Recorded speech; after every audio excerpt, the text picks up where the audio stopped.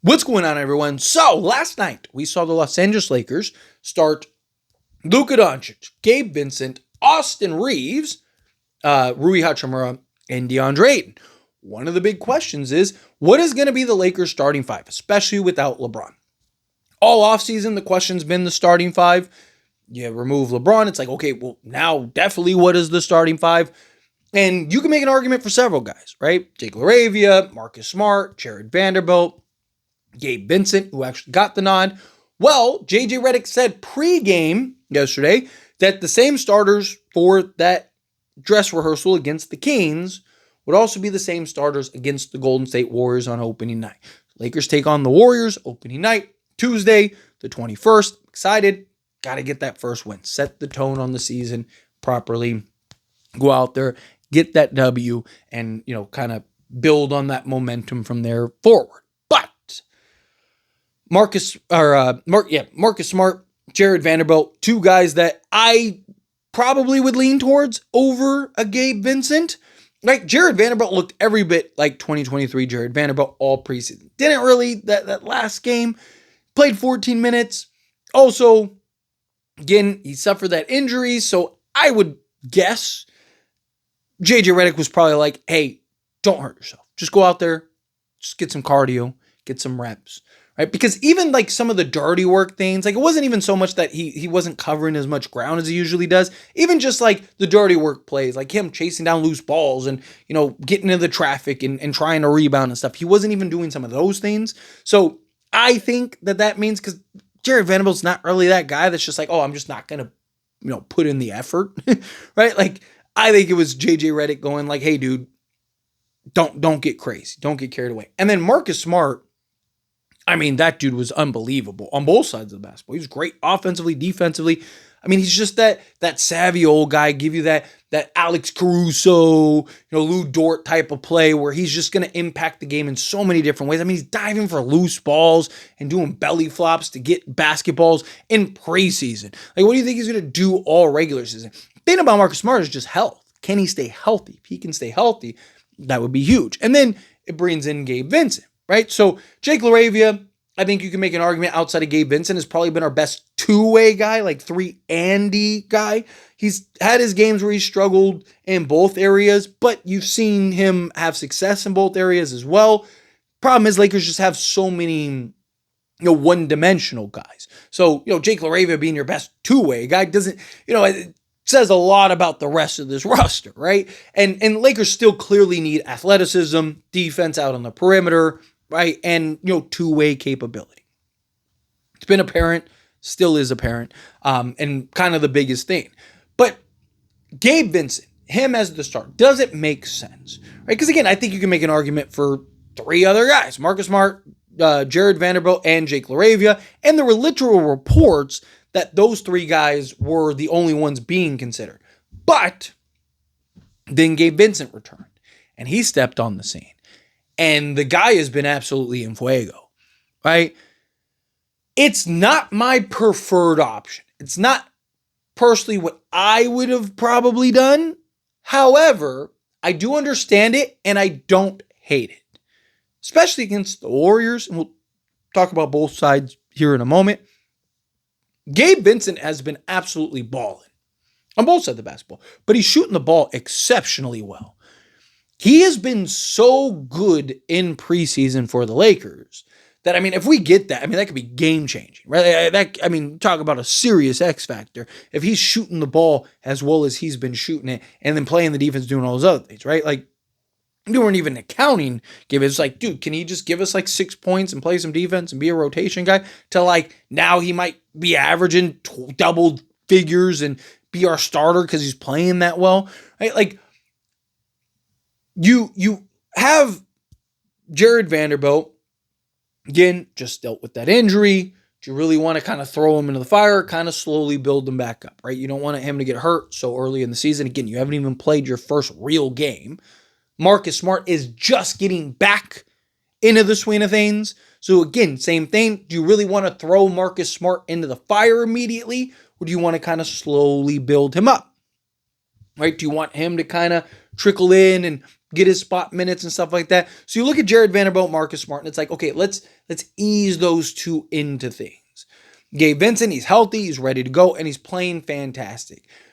Reward the guy that is performing, right?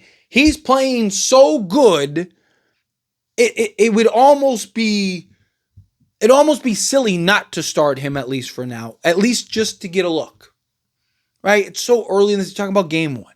Playing the Warriors, who he's going to match up very well against the Warriors because the Warriors aren't this like big team. I do worry about him against some of the bigger teams, some of the more athletic teams, right? But again, you benefit from Luka and Luka's size. Luka being 6'7", 6'8", his ability to defend either wing spot. You can have on offense, Luka Doncic, or Gabe Vincent and Austin Reeves, but on defense have Gabe Vincent, Austin Reeves, and then Luka Doncic at either wing spot, right? It's like, so you do have that benefit. You do have that versatility.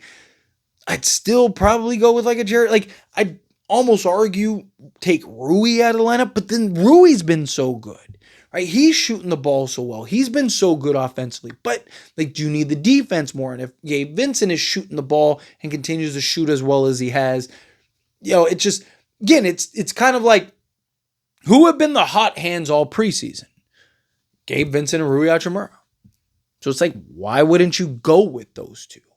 Right? Like, why not go with the two guys that have played the best and have been the hottest and have had the biggest impact?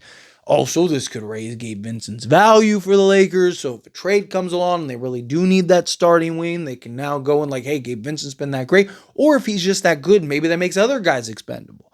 Maybe you start looking to trade some other guys that you might have not have been thinking about trading before and stuff, right? Like, so again, I do think that this is the right call, the right decision. Not my favorite. Like, I want to wait and see, but there is a potential that this works really well. Right? Again, if Gabe Vincent can buy in on the defense side, be that house of play, we're not that far removed from him being the second or third best player on a finals team, right? When we signed him, it was like, dude, this is an absolute steal. He's looking like Miami Gabe right now. He's looking every bit that part. And I talked about, he shot 38% from three-point range the last 3 months of the season. So if he can get back to that and play to the level that we need him to play to, I mean, it might be the play. It might be what you want to do. It might make the most sense to kind of go that route and have the Gabe Vincent as your point of attack guy that can defend the guards and stuff. Allow Jared Vanderbilt and Marcus Smart. You can do different lineups. And here's the other thing too you got to keep in mind, right? Because you do have several players. You do have several options, and even if you go with Gabe Vincent as a starter, that doesn't mean you have to play him 40 minutes. There's no rule on like if a guy starts, he has to play X amount of minutes. You could literally start Gabe Vincent 20 seconds in the game, take him out and not have him play another game, right? Like, or not play another minute, right? So you can balance however you need. Great example was that preseason game. Gabe Vincent only played 23 minutes. Right? So again, you can do it to where Gabe Vincent starts, but you can still get the minutes for everyone else. And if Gabe Vincent is shooting the lights out and playing like he has so far in preseason, you close with him. Finish, let him go, close out this game and finish strong. If he has his struggles, he's having an off night, and he's not really looking like the Gabe Vincent we need, no problem. Hey, Gabe, tonight's not your night. Pick you back up next game, right?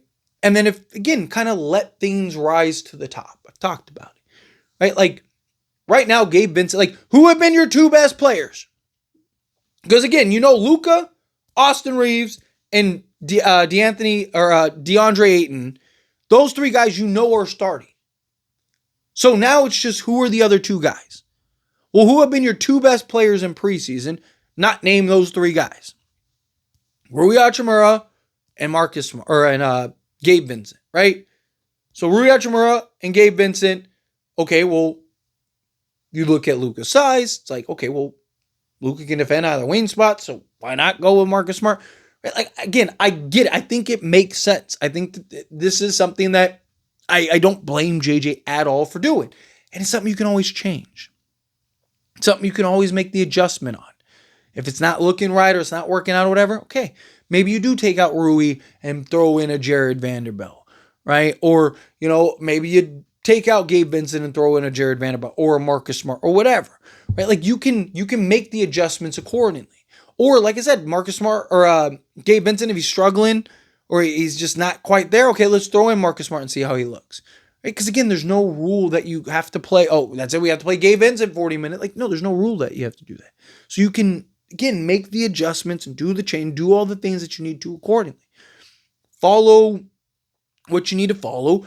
Let things kind of rise naturally to the top. If Marcus Smart is just so good and undeniable, it's like, man, he's the guy that we got to play, then you make that adjustment. Or if it's Vando or whomever, right? But right now, Gabe Vincent has been so good, I think you have to start him. I really do.